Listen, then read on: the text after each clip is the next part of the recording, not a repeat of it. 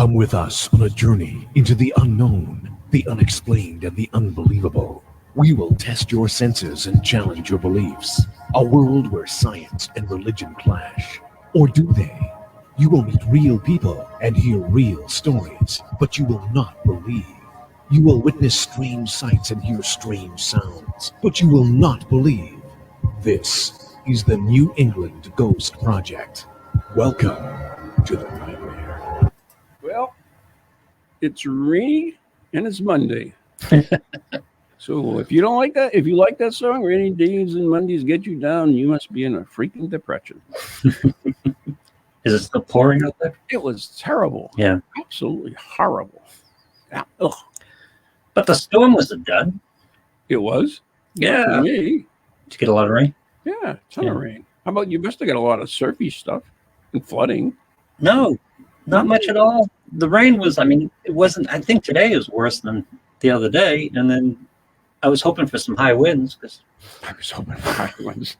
out the island, we were kind of hunkered down for the event. And it's like the winds were nothing. We only got like 15 miles an hour. Isn't that New England though, right? I mean, we always do that. Storms come and we hunker down. We get, snow, just everybody goes and wipes out the supermarkets. It's exciting stuff in New England. We're going to get something. And we never did. It's boring. I was looking forward to some good surf and go watch the Coast Guard at the mouth of the Merrimack do their exercises. Nothing. Nada. Nothing. That's a shame. I mean, same with me. I mean, we had all those thunderstorms that roll in and took out trees everywhere and all this other stuff, electricity. It's like nothing in my house. Yeah. Well, see, that's good. You don't want damage. Nobody wants damage. I know. Yeah. But you would like some interesting weather. That's one thing I want more than anything is a weather station. A good one. Yeah? Yeah, I got little stuff, but I want a real good weather station. To me, that would be... How come? You can get it online, can't you? Oh, you wanted it at your house. Who gives a crap? I want it in my house. Yeah. I want to know what the temperature is in my house. I want to know what the wind's blowing at my house. They can't be that hard to come by, right? I want a good one. I don't want to, I've got little bits. I know the temperatures outside. And I got remote temperature sensors. I got remote. I want a good anemometer. I want all that stuff. Yeah, what do you care about? Temperature, you can get temperature. So I want it all. What do you particularly look for? I want everything. Barometric pressure. I want wind speed. I want inches of rain, all that crap. I want everything. Out there, I look for wind speed. I like to know. Wind speed's good. Yeah. You're sitting in the house and go, what was that gust? Yeah. I mean, I'm lucky because I have my own weather system, quite frankly. Do you really? Quite frankly, I do. Because I live in the Merrimack Valley like, a lot of people do, but I live on the river and I live at the bottom of the valley. And I've got high in front of me, high behind me, and high on the sides of me. So I've got this, U-shaped thing around. So it's this little enclave that I'm in. And it's nice. Kind of cool. Yeah. It's like electricity. I usually, knock on wood. The valley itself is kind of its own weather system. Yeah, especially for snow. Valley, when you say Merrimack Valley, it's absolutely huge. Yeah. Because it's the whole length of the Merrimack River, which runs all the way up to New Hampshire and everything else. So, I mean, we call it the Merrimack Valley, but it's quite extensive, right? Yeah. And I mean, I've gone out, and of course, this is New England again. You go out and you go, half mile on the road and it's pouring, it's sunny where you are. Yeah. It's like, that's the way it is. But anyway. All right, so before the show, I was recommending a movie, and I did want to recommend it again. It's an old movie. There's actually two of them. You want the one with Val Kilmer and Douglas in it. It's called Ghost in the Darkness. And Ghost in the Darkness. It's a true story. I actually saw this the first time on my cruise. We went on a 25th anniversary cruise, the Caribbean line. Had a blast. I missed the finals of the Outer Cup, but other than that, it was blessed. You're watching movies on your honeymoon? Yeah, you're there forever. Yeah. You just want to be shit-faced all the time. I don't. No, I don't. So, So I was watching a movie. I was probably at night or later night or early morning. Who knows, But I was watching it, and we were supposed to go somewhere. And I said, I'm going to finish this trip. I wanted to see it. It was a good movie, a really good movie. It's based on a true story, and it's about an engineer building a bridge, and there you go. There's Michael Darren's character. Actually, Val Kilmer is the big character in the story. I don't know why that's there. Must be an ad. You think? This will be interesting. Interesting. Yep. Whatever it is. Yeah. All right. I don't get a skip ad. That might be a good thing. Oh, here we go. Yeah. You don't put sound in there, huh? I'm afraid to put sound in. Yeah, okay, I'll believe you. But I'm that's. not even sure we're supposed to be playing this, but I'm sure you can. It's a trailer. I know. You play trailers anyway. They want you to. Imagine. It's a advertisement for the thing, but you can see it's pretty cool. It looks like Indiana Jones. It's more than that because it goes through the darkness. Hey, on VHS. So it's a true story. True story. It's about an engineer building a bridge in Belgium, and I forget where it is now. Damn, some African country, and they're they have like Indian workers. They have different tribes there working on the railroad and everything else doing this thing, and he's going to control it, and they run into a couple of man-eaters, and it's a good story. Man-eater Lions. Yeah. Yeah. So it's a good story. I don't want to go too deep in it. It's really a good story. But yeah, I recommend it. There's an earlier one, but I recommend that one. It's well done. It's got the good African music and everything else. Yeah, I got in a binge, and I watched that, and I watched Congo. Conga. With the talking gorilla. Ever seen Sahara? You know, it's my favorite movie. Oh, really? Yeah, I love it. My favorite too. Yeah. We talked about it a dozen times. Yeah, I do too. I like that movie a lot. The best part about that movie, yes, is as Dr. John, right? The music is awesome. Yeah. The soundtrack is great, but in the opening credits, it's Dr. John, right place, right place, wrong time, and it plays through the credits, and then at the end, it morphs into this African beat and this African song that leads you into the movie, and there's like a 30-second mashup of this. Really? Oh yeah, it's awesome. Are you sure? Yep. Because it's one of my favorite parts of the movie. The opening scene is the Confederate ironclad. Yes, but when they go to the credits. Oh, at the end? No, at the beginning, the opening. All right, I miss it. All right, okay, yeah. All right. So I'll check it out. I'll watch it again. I know I'm going to watch it again. No, it's the ironclad, and that whole scene, and then it drops into an opening sequence. It's a great movie, and I don't understand why people don't love it more than they do. I don't either. And the other thing I don't understand is why don't we have more? It was a money loser because they spent so much damn money making that movie, and you can see where the money's spent. It's big and it's beautiful. Yeah, it's good quality. I don't understand why we don't get more documentaries and movies on the ironclads. I mean, that was a huge. I know, right? Yeah, I mean, I would love to see more. But I can't even think of one. I mean, I look for it all the time. I have a book from the Library of Congress, and it's about this thick, honest to God. Wow. And it lists every naval battle during the Civil War. See, isn't the Civil War, it seems to me that the Civil War is underspoken about. Oh, they like to brush it under the stupid rug right now. I know, but it hasn't always been that way, but it's like we don't get enough. No, we don't. I mean, we hear about Gettysburg, of course, and we know about the basics of the Civil War, but I mean, that was as far as there were ironclads in the Civil War, which and submarines. Which would surprise 95% of the people. And machine guns. Yep.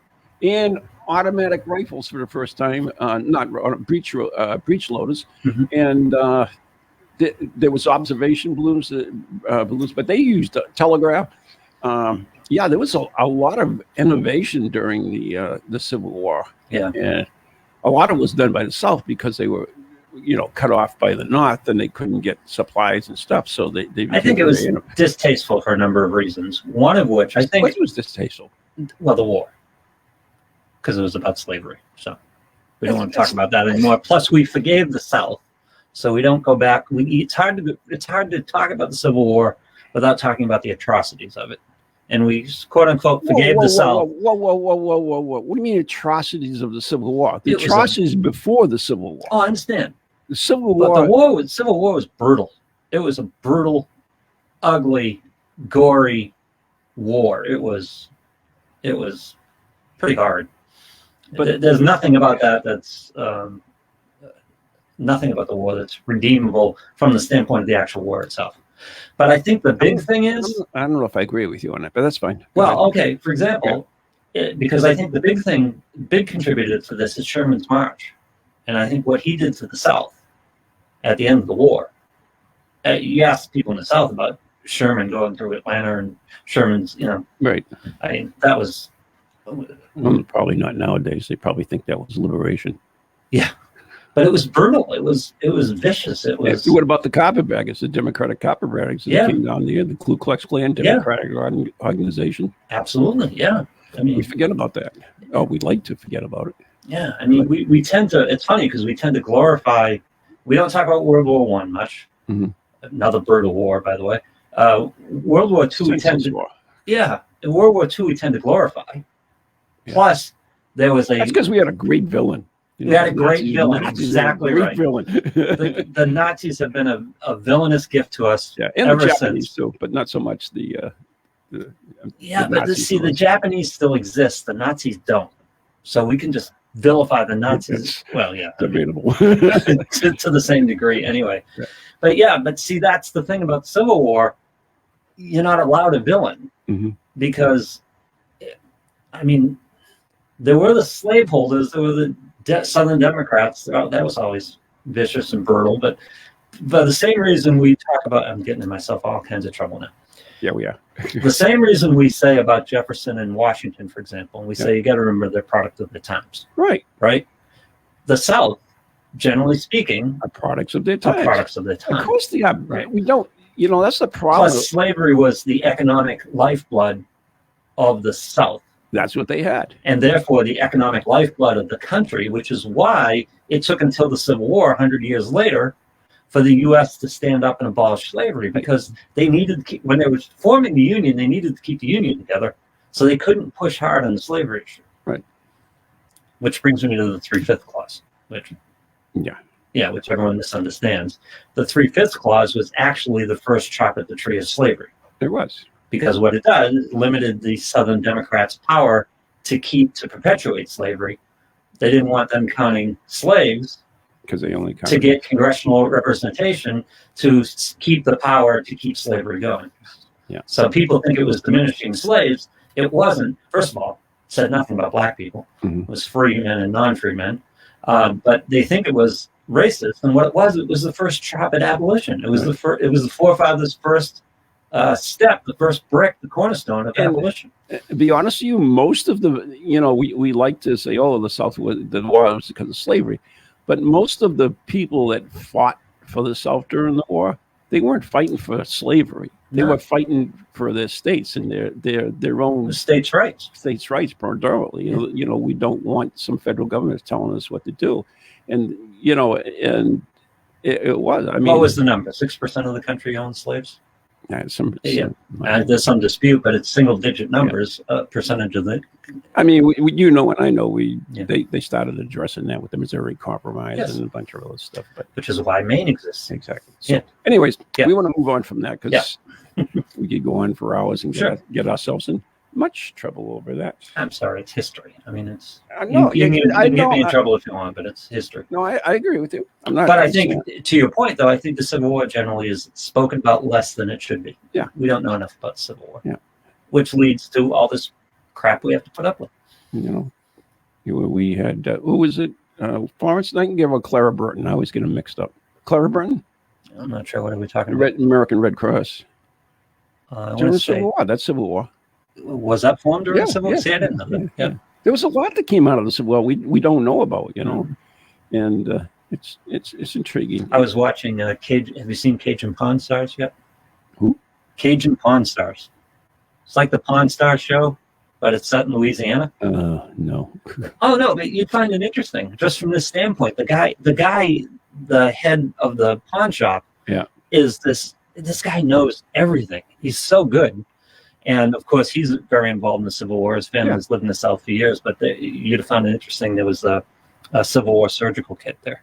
Oh, cool. Oh, yeah. And it was one of the most well-equipped surgical kits that he'd ever seen. And speaking of the Civil War, we, as you know, we've been doing the red light seance for over 8 years now, religiously, which is kind of an odd word to use, but regularly. And one of the seances we had the personal chest of a Union cavalry officer, which included everything. It included his spurs, his bridle for his horse. It included checkers, his pipe, his tobacco, his shaving kit, his comb, everything that guy had was in it. His clothing as well. What do we know about him? Was he killed during the war? I don't know too much. I didn't want to, whatever. But this is one of the people at the seance, Jan Schmidt. I'll give her a shout out. She works in like auctions and stuff like that. So yeah, she has it, and it was amazing. And during the seance, we did not contact him. We did have someone else come through from that period. Yep. But seance are intriguing to me, anyways, which is one of the topics I wanted to talk about today.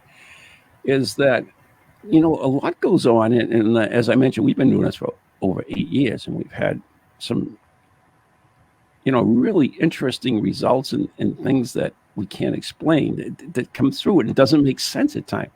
For instance, we had some guy that was on one of the 2 ships that were stuck in the Antarctica trying to find a Northwest Passage. Oh, really? Yeah, which we can't.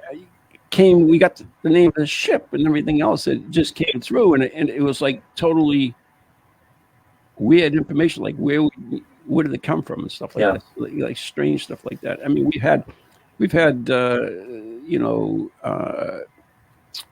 I'm going to say spirits, but we've had some type of communication where spirits have presented themselves as college professors. Mm-hmm. We've had pedophiles. We've had regular people. We had science teachers that came in from the past, people associated with different people at the table. We've had messages. We've had a lot of a great potpourri of different spirits that came through. And it's intriguing, why they drop in. We had Nancy Reagan drop in once. Oh my God, really? Yeah, seriously, I have no clue. Did you say hi to Ron? Yeah.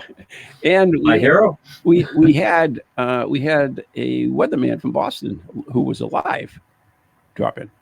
Yeah.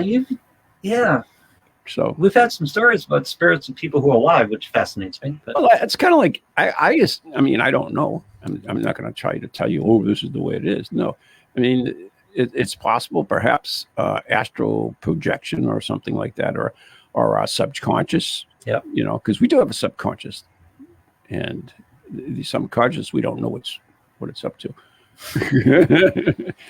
Well, what are we doing? Nor do I want to. Yeah, what are we doing when we're dreaming? Yeah, who knows? Yeah. I don't know. But anyway, so a lot of people have used seances to try to contact the dead, including some famous people, and of course, the most famous one we know about is Harry Houdini. Sure. Right? Yeah. And he died on Halloween. And on Halloween, him and his wife had this secret word that they had. And so they held all these seances to Harry to prove that if anybody could come through, it was going to be him. Yeah. And so they had a code word? He had a code word. So his wife would recognize it was him? Exactly. Oh. And they ran this for a ton of times. And there was, at the very end, there was one medium that came up with the code word, but there seems to be a little bit of controversy on it because they believe by then the code word was already published. Oh. So just leave it at that. Yeah. But it's been common because a lot of people who deal with death, Maureen and I have our own code words. Oh, yeah. So you have a death pact, huh? Uh-huh. Yeah. We do. Yeah. And, everybody wants to know, is there a afterlife and everything? That's why they hold these seances or right. Can I contact my thing? And we'll let them. That's the big question. Harry Houdini, of course, was very much interested because he lost his mother. But Thomas Edison was very big in it. I don't know if you knew that. No, I didn't either. Yeah. No. He, let me see if I can bring up some stuff here. Let's see. There was, he had a friend, which I can't find his freaking name in here. Let's see. Anyways, he had a friend who was a magician. Okay. So he gave him a list of code words. Oh, interesting. Yeah. And I had this I can put in. Maybe if I find it. And in 32, I believe. I can't find this. It just died on me. Anyways, in 19 something or other, on top of the Empire State Building, they held a seance, and it was a $10,000 reward for anybody who could, which was a lot of money at that time. Yep. I forget the date. The date probably off, but they held a seance, and a famous medium, perhaps one of the most famous in the country at the time, took up that Had a reward for the code words? if they could contact interesting. me. Yeah. And his friend, the magician, was there as well. He was a famous magician, which unfortunately escapes my memoir. And he was going to be verifying that if someone came up with the with the code word, Which makes sense, right? But yeah, they held it on top of the Empire State Building, and the woman supposedly, here it is. Yeah, the building owners were reduced to engineers and publicity stunts. I think this is when the building owners went out, including hosting a 1932 seance and that it tried to contact the ghost of Thomas Edison from the 82nd floor.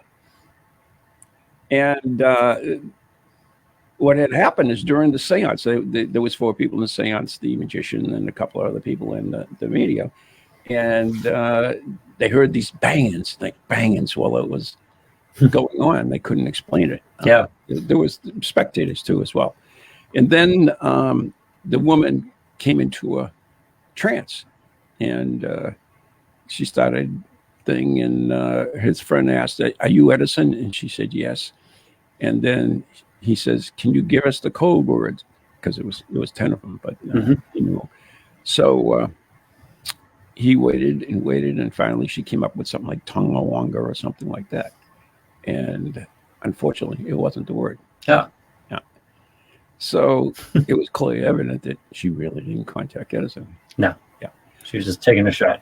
Yeah. And her shot was Tonawanga? Yeah, because that was the summer home of Thomas Edison. Oh, I see. Okay. I think I now I could be, this is me and names. And names. Gotcha. Could be screwed that up. But yeah. And so God bless her. She just took a shot. Yeah. Did you ever see Father Ted? I don't think so. You have to watch Father Ted. Honest to God, it's a three season thing. It's about 3 priests in a retreat house on Craggy Island, and one's a drunk, one's a totally idiot, and then his Father Ted, and it's really funny. I mean, extremely. I told Leslie about it, and she laughed out loud during the shows for so many times. Funny as British comedy show? Is it a British comedy? Yeah. It's funny. It's really, it covers so many different things. But anyways, and one of those things, it was like, they asked, this guy came in, he says, "Can you guess my name?" to the housekeeper. And she went on for like an hour and something. So finally you got the name, believe it or not. But anyways, but that's kind of what it's like, right? When you, okay, what's the code word? It's like, could be anything. Unless, even if you knew the whole history of Thomas Edison, is not necessarily that one of the words he took. It's like passwords now, right? Yeah. So anyway, but I mean, on the Empire State Building, before we talk about other things, there's a couple of things I never knew about it, and I thought you would know. Okay. Did you know that in 1945, a B-25 bomber crashed into the Empire State Building? I did know that, yes. You did? I did. July 28th. Mm-hmm. While flying in an Army B-25 towards LaGuardia, Army Colonel F. Smith oriented in heavy smoke. What? That's just bad piloting. No, I'm just the guy runs into the Empire State Building. Oops. Oops. Yeah. Probably. How about this one? I bet you didn't know this. Smith and 2 crewmen were killed, as were 11 people inside the building. Oh, I didn't know that. Yeah. A lot worse than 9/11. Yeah. Wow. How about this one? During the 1945 bomber crash, several pieces of the engine sliced through the Empire State Building and entered an elevator shaft and cut in the cables of 2 cars. Oh my God. 2 cars were severed, including one containing a 19-year-old elevator operator by the name of Betty Lou Oliver. The elevator plummeted from the 75th floor and soon crashed into the sub-basement. But luckily for Oliver, for more than 1,000 feet of elevator cable dragging behind it, it slowed enough and cushioned her blow where she survived. Wow. Despite suffering severe injuries, including broken neck and back, she survived. 75 freaking floors. Tell me it wasn't her time. Yeah, no, really. Yeah. I mean, so this bomber hits the building and a prop flies off and cuts through the building. Piece of the bomber. A piece of the bomber flies off and cuts the cables. Cuts the cables to the elevator.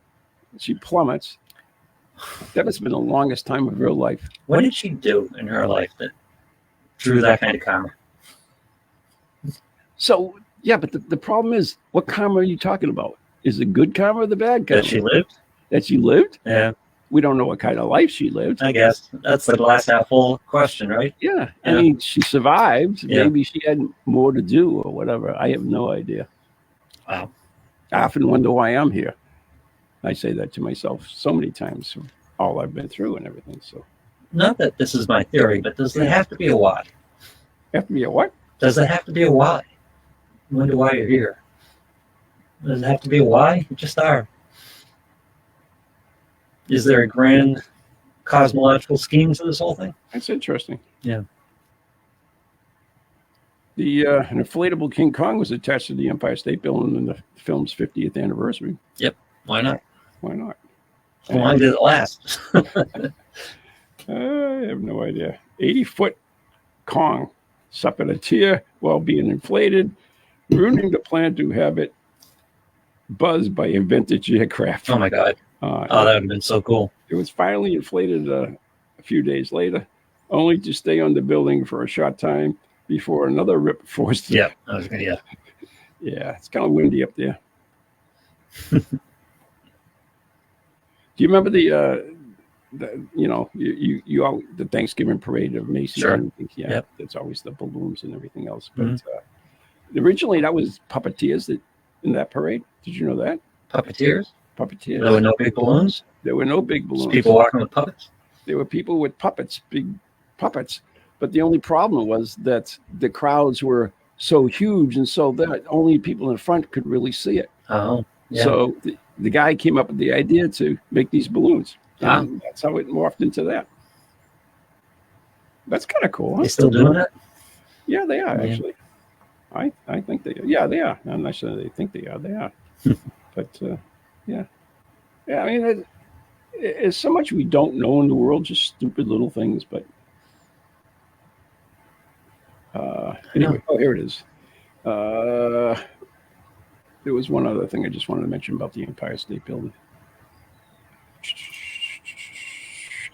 By far, the most unusual aspect of the Empire State Building's design was concerned about its 200-foot tower. Convinced that transatlantic airships travel the wave of the future, of course, the building's owners constructed the mast for a docking of lighter-than-air dirigibles. Yes. The harebrained scheme. Yeah, see, I'm no engineer or no airship expert by any, but what do you do once they dock? How do you get out of the airship into the building at that point? Let me see what it says here. The harebrained scheme called for airships to maneuver alongside the building, tether themselves with a winching apparatus. Passengers would then exit via an open air gangplank on the top of the Empire State Building. Check in at customs offices and make sure they made their way to the street in a mere 7 minutes. Oh, God. get your guide says looking over the skyline in Manhattan would be a little different with aircraft landing on top of the Empire State Building. It may have been, if not for one less than promising example. On September 15th, a small naval airship docked on top for 3 minutes after circling the mast 25 times in 45-mile-an-hour winds. Yep, Imagine trying to dock an airship in 45-mile-an-hour winds. Despite early enthusiasm, the project high winds near the building's rooftop proved impossible for pilots to negotiate. The closest thing to a landing came in September 1931. Yes, yeah. Probably wasn't the best idea for passengers to board craft via ladders from the 101st floor. You're going to walk out of a door on the 101st floor of the Empire State Building, climb a ladder into this airship. In 1931, the Goodyear blimp dropped a stack of newspapers on the roof. Oh, nice. Delivery? Yeah. I don't know. I'm sorry. I got off on the Edison's. I mean, the whatever the hell that was. But airships? You like airships? Yeah. Anyways, we should take a break because we should. Anyways, here we go. Oh, yeah. I forgot intro music. Outro music. That's right. Outro. Break music. Is it outro or break music? What do you call it? Break music. Being in the business as long as you have. Yeah. Yeah. Okay. You're listening to Ghost Chronicles Morning Edition right here on the net, New England Talks. I am Ron Kolick. He is Lou Balassi. That would be me. That would be you. And we'll be right back after the following messages. Do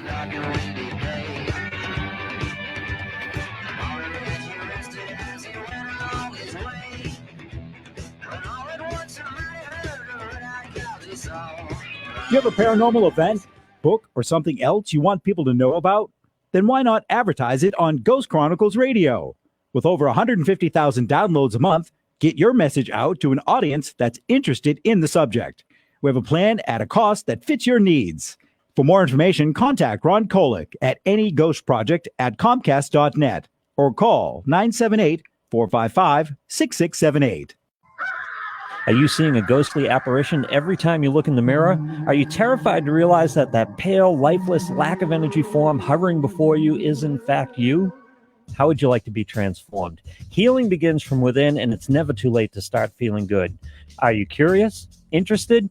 Good. Don't wait another minute. Visit transformyourlifenow.org or contact Maureen. The email address is maureen@transformyourlife.org. Everyone is cashing in on social media, and all marketing roads lead through social media. If you want to make a splash here in the Merrimack Valley, you need to tap in. This is where the new CEM podcast studios come in. Of course, you can spend your time, energy, and money learning how to wrangle technology to make a podcast instead of running your business. Or you can invest in telling everyone in the Merrimack Valley, Massachusetts, New Hampshire, Maine, the Seacoast, or everywhere in the world about your great business, product, service, or yourself. The CEM Podcast Studio is a local audio and video studio dedicated to the craft of podcasts. Their studios feature state-of-the-art recording and mixing equipment designed specifically to produce the best audio and video podcasts. Best of all you need to worry about is your show, your business, and your brand. We do the rest. Call 978-686-9966. That's 978-686-9966 to schedule a no-obligation tour of the CEM facilities and meet with a podcast specialist. Or go to CEMpodcast.com to find out more about podcasting services. CEMpodcast.com, your window to the world.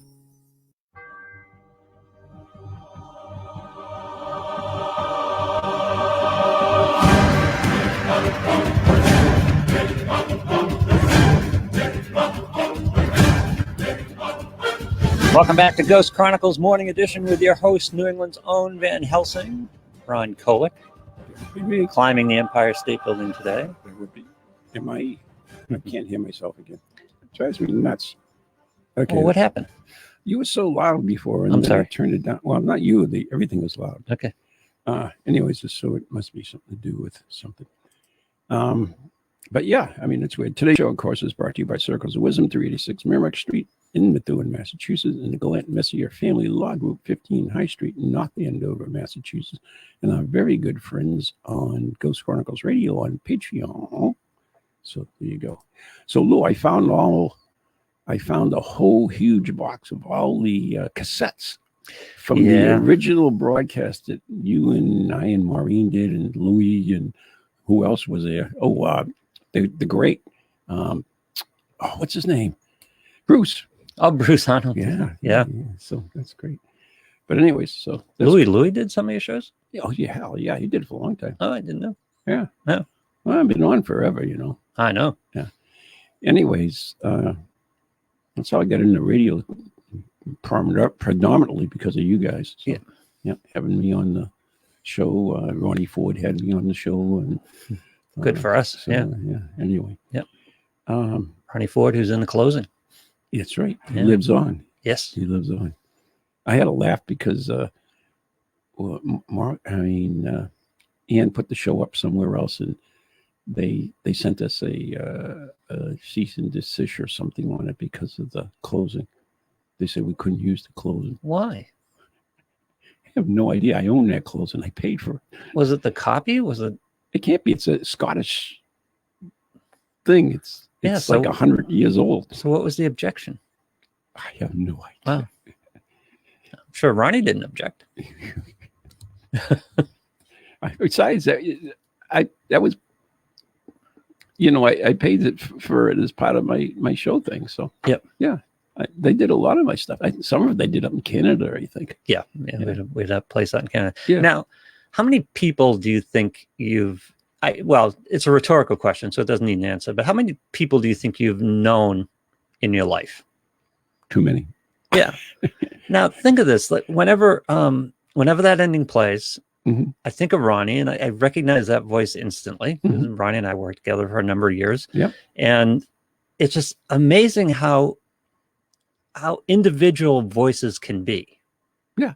I mean, you just hear a voice and you know who it is. And it's like, forget people you know. How about people you've listened to? Like one of the things for me, I'm an audio guy. So one of the things for me is if there's a animated show on and there's a computer and a movie or something like that, because I know that voice. I know who that voice is. And you try to figure out who the voice is. Exactly. But it's amazing how individualized voices can be. I mean, no two snowflakes, right? No two voices are quite the same. But yeah, there's different triggers that send us into different areas, which is, one of the things that happens in seances. You'll have a phrase or something, and they'll mention something supposedly, and this will trigger something in one of the participants. And say, oh, is it this or something? And, they'll ask questions from this trigger.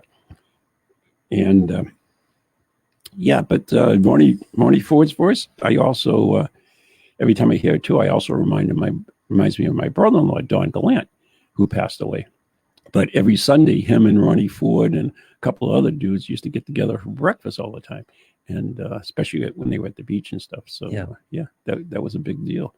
And so that reminds me of two people. But you're right. There are these trigger objects. We're very skilled at faces. We're very skilled at voices. We can individualize voices and recognize them. And it's just, again, with all the billions of people that have been, why wouldn't there be a bunch of similar voices? And I suppose there are, but we still can pick them out for some reason. Yeah. And it goes way beyond that, because even as we've talked so many times in the show of, odors, smells. And so certain smells remind you of certain people automatically, I mean, for instance, tobacco smells like, well, how many people smoke that tobacco all over the world? But yet, as soon as this triggers a particular thing.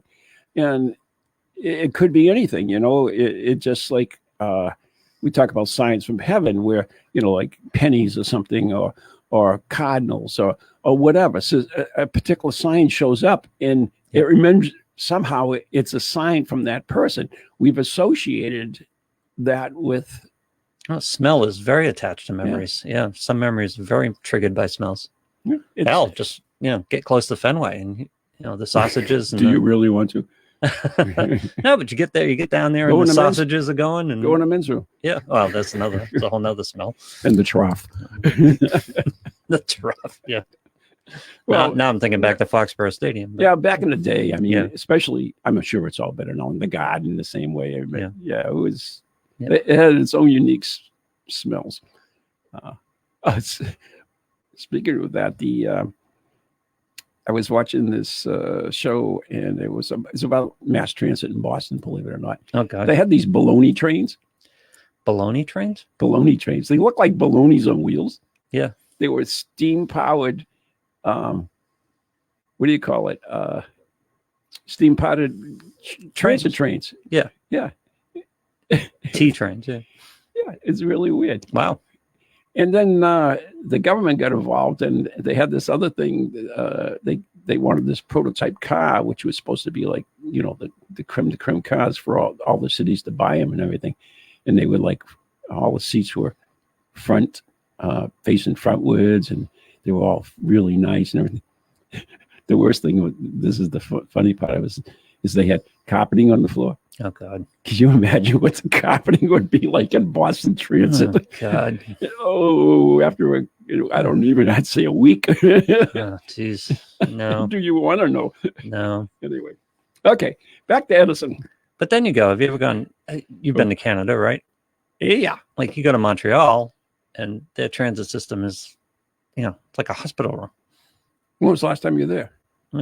Been a while. Why? Yeah, Is me it too. worse? I don't know. Yeah. I've been there, but I haven't been there for a long time. So I have no idea. Maybe things change. Who knows? And the train stops at like 4-level malls. And I know. Yeah. But it is what it is. Yep. All right. Back to Edison. So in October 16th, 1920, American magazine, The American Magazine, had an exclusive article that brought to light a bizarre new device that the 73-year-old Edison had apparently been working on, the spirit phone that would... spirit phone? Yep, that would let the living communicate with the dead. Who did he steal that from? Why do you say that? You know, Edison was a brilliant man. I know. Yeah. He just has a reputation of lifting ideas. No, it's all the Tesla people that do it. He had his lab. You work for him. It's like working for GE, working for what was the one? Bell Labs, working for any of those things. You work for them. They were your ideas or whatever, but they're owned by the property of the company. Exactly. Yeah. When you know that when you're going in, you're getting paid. It's not like you're not, you know. Yep. But anyway, Edison gets bum rap on a lot of things. I'm sorry. He does. I mean, that's one thing. He did not steal everything that everybody thinks he did, or did not come up with. He was a brilliant man. Way before Tesla was even in this country, he was creating devices and stuff. All right. What do you got against Tesla? I like Tesla. I like Tesla a lot. But people just idolize him, and they just love trashing Edison. It's not right, because Edison was right in his own mind. He owns the number one most patents in the world. And you can say, okay, well, how many are his? But how many are his? Yeah. Anyway, don't get me going. You already did. Yep. Okay. So I've been working for some time. This is Edison. I've been working for some time on an apparatus to see if it's possible for personalities which have left the earth to communicate with us. Edison told Forbes magazine. If Forbes owns American. If this is ever to be accomplished, it will be accomplished not by any occult, mystifying, mysterious, or weird means, but such as the employment of so-called mediums, but scientific methods. Mm-hmm. All right, so that's pretty cool, right?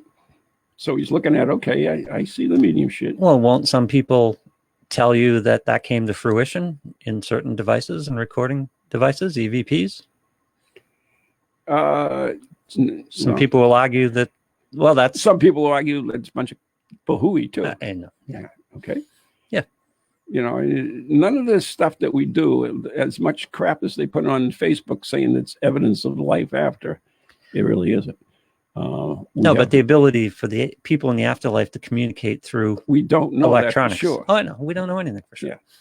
I mean, there's, for instance, at Spirit Course this year, if you don't know, it's an event I run every year. It's a 3-day event up at Groveland. This is October 1st, 2nd, and 3rd.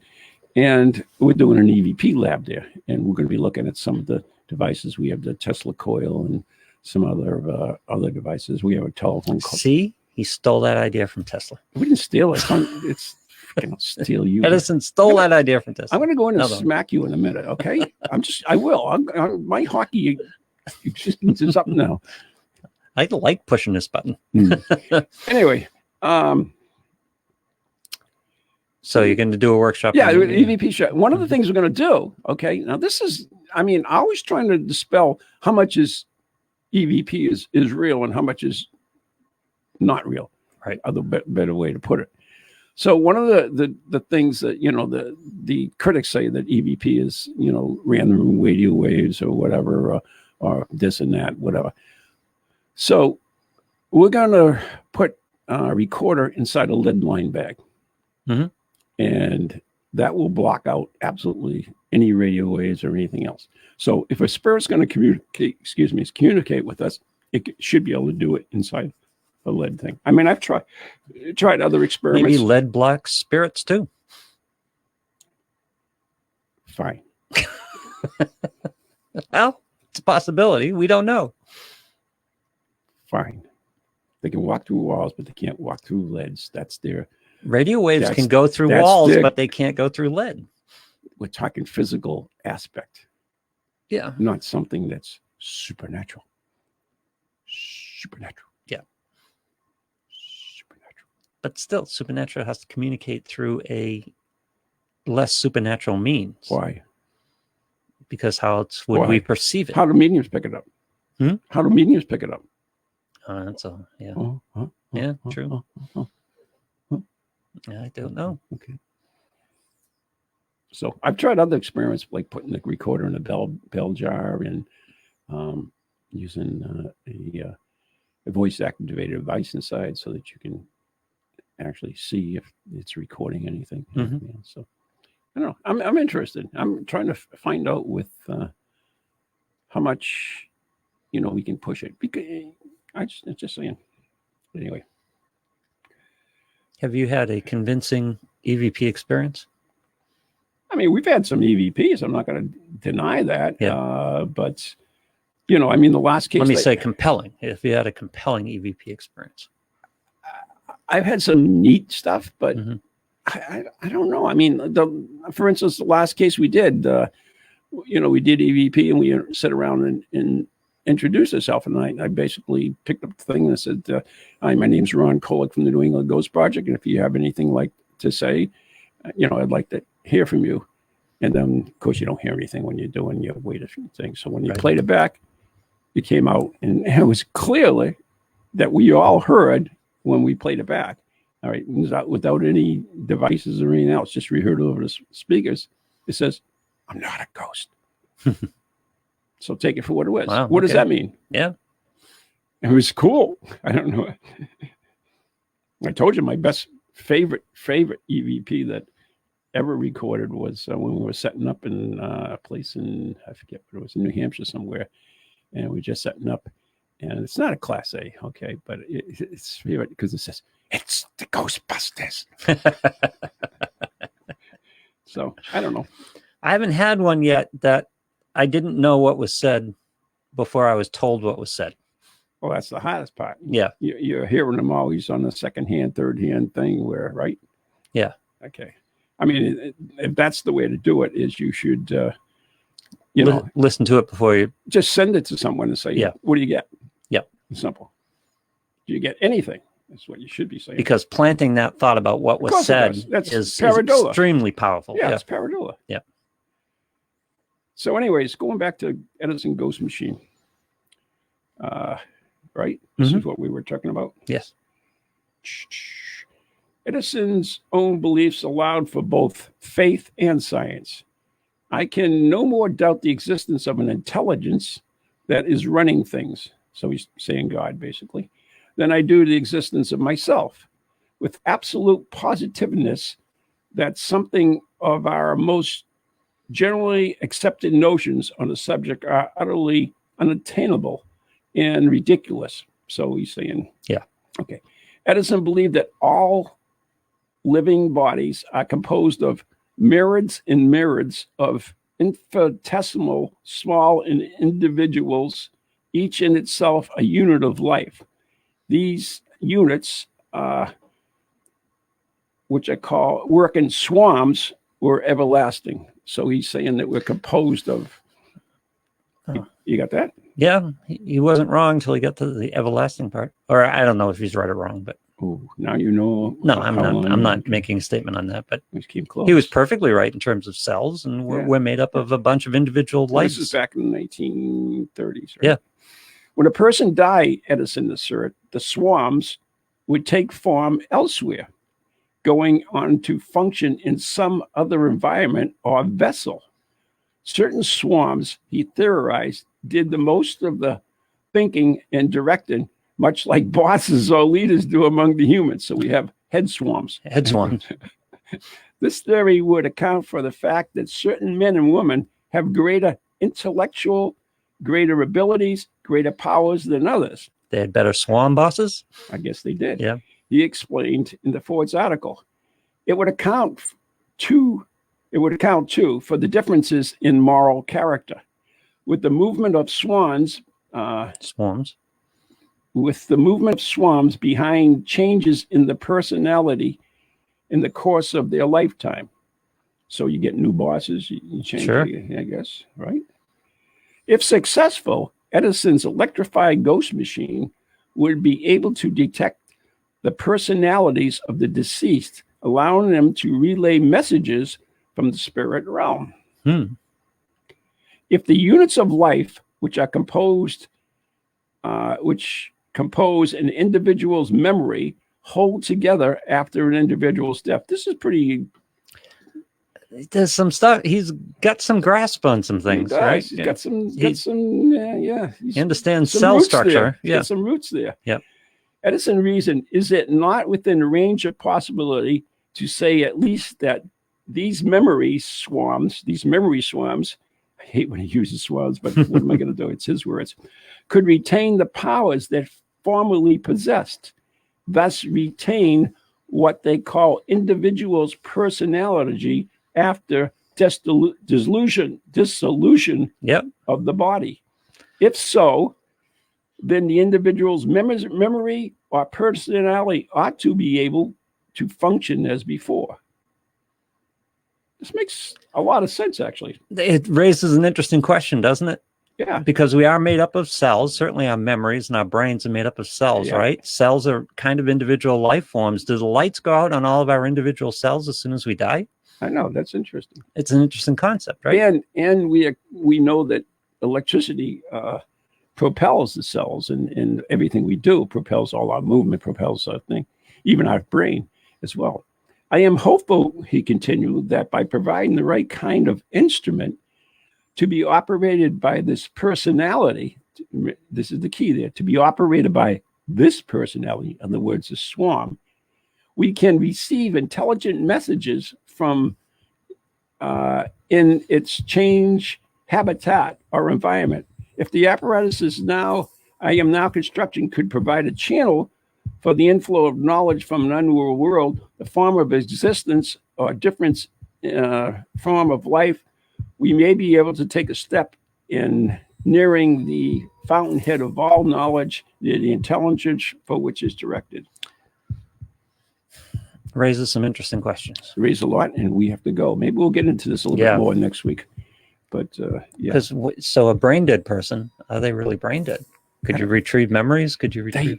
I don't think they are. Well, we'll talk about this next week. Yeah, I think we'll go into a little bit about consciousness and some of the. That'll be fun. Yep. All right, so you've been listening to Ghost Chronicles morning edition right here on the net, New England Talks. I'm Ron Colick. He's Lou Balassi, brought to you by Circles of Wisdom, 386 Merrimack Street, Methuen, Massachusetts, and the Gallant Messier Family Law Group, 15 High Street, North Andover, Massachusetts, and our very good friends on Ghost Chronicles Radio on Patreon. Good night. God bless.